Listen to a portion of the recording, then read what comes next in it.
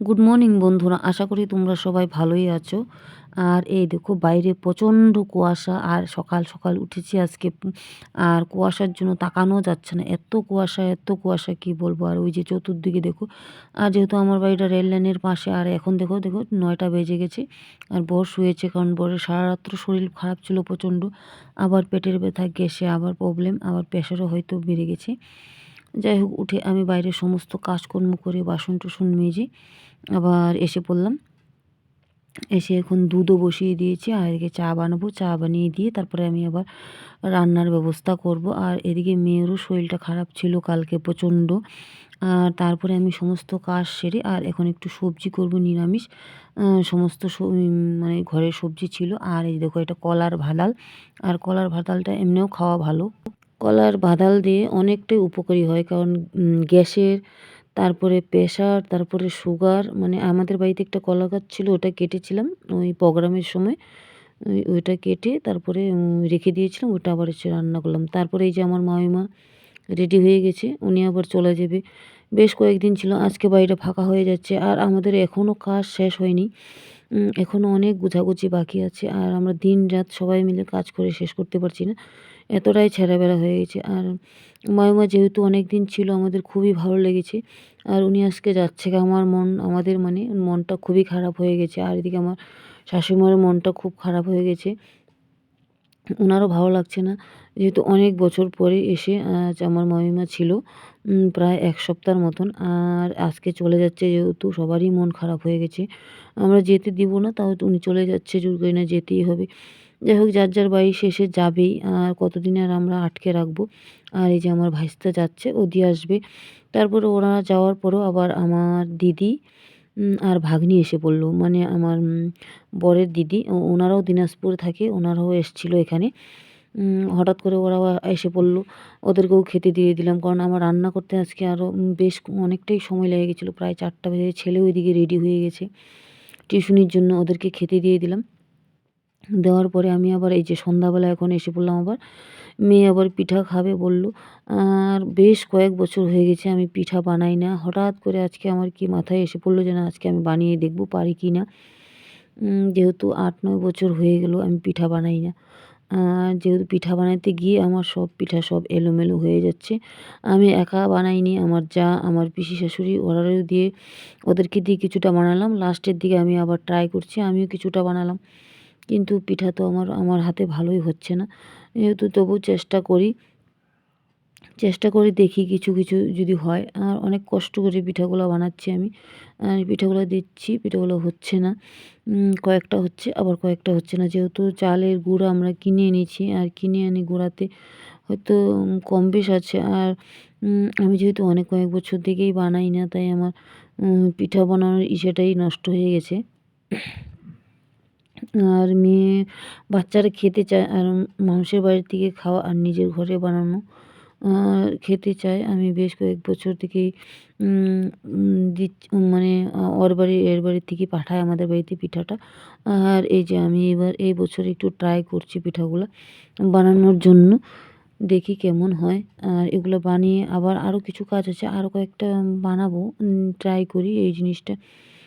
পাটিসাপটাটা ১ম দিন তো, তাই এই 2-একটা জিনিসই বানাবো। পাটিসাপটা বানাবো আর কয়েকটা পোয়া পিঠা বানাবো।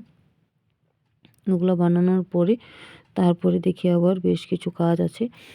আর এই যে দেখো, এখন আবার পোয়া পিঠা বানাতে এসে পড়লাম। পোয়া পিঠাটাও ভালো হচ্ছে না, এই দেখো তেগরিং বেগরিং হয়ে যাচ্ছে। কিন্তু চেষ্টা করছি।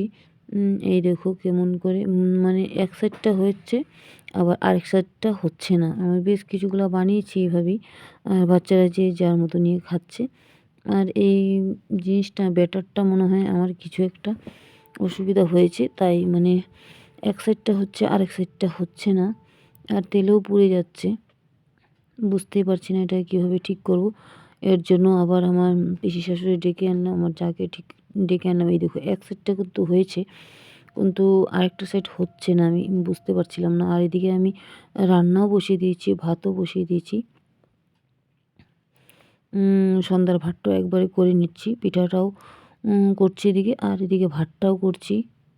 আর এই বছর যেহেতু পিঠা পায়েস মানে আমাদের ঘরে একটু কমই হয়েছে এগুলো, মানে কি বেশ কিছু বছর থেকে হয়ই না। আমার যা বানায় কিন্তু আমি বানাই না, পায়েসটা বানাই। আর পায়েস যেহেতু আমার ঘরে বাচ্চারা পায়েস খায় না, বাচ্চারাও খায় না, ওর বাবাও খায় না, আর আমরা কয়েকজন খাই আর কয়েকজন খায় না, মানে অ্যাসিডিটির জন্য মানে পিঠা পায়েস খেতে চায় না। আর বাচ্চারা পায়েসটা পছন্দ করে না, আর ওই সেমুইটা একটু পছন্দ করে, তাই ওই সেমুইটাই বানাই।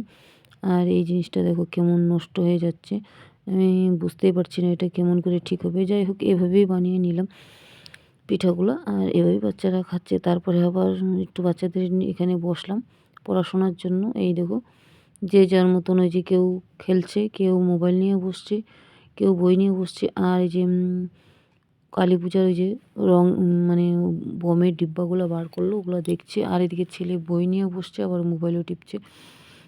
আর এই যে ভাইস্তে এসেছে, ও মানে এক্সারসাইজ করবে সকালবেলা উঠে, তাই ওর ওই জিনিসগুলো বের করে দিচ্ছি। মেয়ের জন্য এনেছিলাম অনলাইনে, তারপরে স্প্রিং, তারপরে ফিতা। যেহেতু আমার মেয়ে খুব হেলদি ছিল ছোটোবেলায়, আর নিজে ট্রাই করে ও আজকে একদম পাতলা হয়ে গেছে প্রায়। আর এখন বাজে 10:30, রাতের খাওয়া দাওয়া শেষ। আর এক বাড়িতে আমাদের নিমন্ত্রণ ছিল, আমরা বুঝতে পারি ভুলে গেছিলাম নিমন্ত্রণটা। ওই বাড়িতে আবার এখন যাব, ফোন করেছে ওদের বাড়ির থেকে, আর এখনই চলে যাব। বেশ অনেকটাই দূর বাড়ির থেকে আমাদের। আর প্রচণ্ড কুয়াশা, এখন 10:30 বাজে। আমি আর আমার যা চলে গেলাম, কারণ বাড়িতে তেমন কেউ নেই যাওয়ার। আর এত কুয়াশা, বাচ্চাদেরকে নিয়ে যাওয়া সম্ভব না, আর এত রাত হয়ে গেছে, তাই ওদেরকে শুয়ে রেখে আমরা দুজনেই এসে পড়লাম। এসে প্রসাদটা নিয়ে যাব। আর যেহেতু ছেলে মানুষ বাড়িতে কম, আর ভাসুরও এখনও বাড়ি আসেনি, আর আমার বর শুয়ে আছে, ও ঠান্ডার মধ্যে যেতেও পারবে না, ওর শরীরটাও ভালো না, তাই আমরা দুজনেই চলে গেলাম। আর নিমন্ত্রণ যেহেতু করেছে, নিমন্ত্রণটা একভাবে রক্ষা করতেই হবে। আর এত কুয়াশা রাস্তাতে, আর এত অন্ধকার, তবুও আমরা এসছি। আর বেশ কয়েকজন ছিল আমাদের সাথে, ওরাও এসছে। আর এখন বাড়িতে এসে পড়লাম, যেহেতু প্রসাদ টসাদ নিয়ে এসে পড়লাম, কারণ আমরা খাওয়া দাওয়া করে নিয়েছি, তারপরে ফোন করেছি, আর তাই আমরা প্রসাদটা নিয়ে এসে বললাম, নাহলে ওরা মনে মনে খারাপ পাবে। যাই হোক, সারাদিন অনেক দৌড়ঝাঁপ যাচ্ছে, আর ঠিকমতো কয়েকদিন থেকে ভিডিও করতে পারছি না, কারণ একদিকে ঠান্ডা প্রচণ্ড, 2 নম্বর বাড়িতে প্রায় লোকই অসুস্থ হয়ে যাচ্ছে, মানে বড়েরও শরীর প্রচণ্ড খারাপ হয়ে গেছে কালকে সারা রাত্র। আবার সে আগের মতন পেটের ব্যথা, মানে গ্যাস, আর এদিকে প্রেশারও প্রবলেম। 2 নম্বর মেয়ের শরীরটাও খারাপ হয়ে গেছিলো কালকে, আর ঠান্ডার জন্য তো আমার আছেই পায়ের ব্যথা। কালকে তারপরে সকালবেলা ওষুধপত্র আনালাম, এনে টেনে খাওয়ালাম। ভেবেছিলাম ও হাসপাতালে নিয়ে যাব, তারপরে ওই যে ও বললো ওষুধটা খেয়ে দেখি আগে, দেখো ওষুধটা খাওয়ানোর পরে একটু কম ছিল, তাই আর হসপিটালে গেলাম না। আর এখন বেজে গেছে 11:30 মতন প্রায়। আর এক বাড়িতে গেলাম, যে প্রসাদ টসাদ নিয়ে আসলাম, নিয়ে আবার আরেক বাড়িতে ঢুকলাম।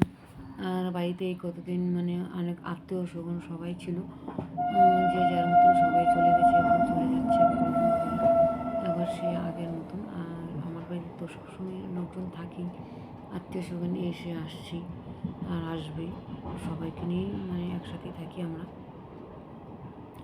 আর ওই বাড়িতে গিয়েছিলাম, প্রসাদটা খাইনি, কারণ অনেক রাত হয়ে গেছে, খিচুড়ি প্রসাদ, তার জন্য আর খেলাম না। আমার যেহেতু গ্যাসের প্রবলেম, তার জন্য প্রসাদটা নিয়ে আসছি। আর আনার পরে এবার রেখে দিলাম। আর এদিকে ওরাও ঘুমিয়ে পড়েছে, বাচ্চাদেরকে খাইয়ে রেখে গিয়েছিলাম।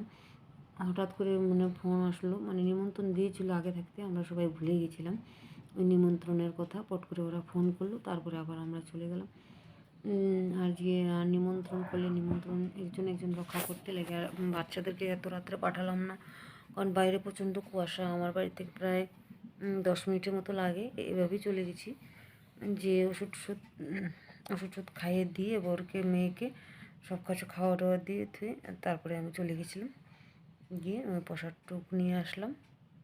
এখন দেখি একটুখানি মুখে, 1 ফোঁটা মুখে দিব, ফল টল ওটা কালকে খাবো। আর তারপরে দেখো কী করি।